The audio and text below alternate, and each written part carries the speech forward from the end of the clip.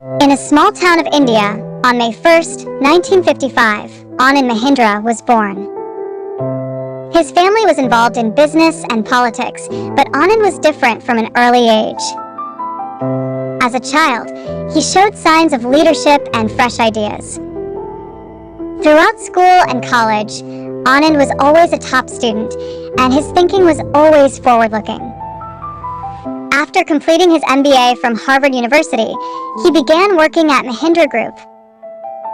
However, merely joining the company wasn't enough for him. Anand wanted Mahindra Group to not just excel in India, but also make a name globally.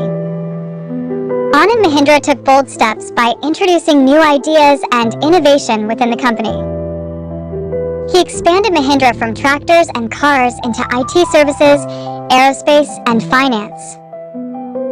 His belief was always that business is not just a way to earn money, but also a means to develop people and bring about social improvement.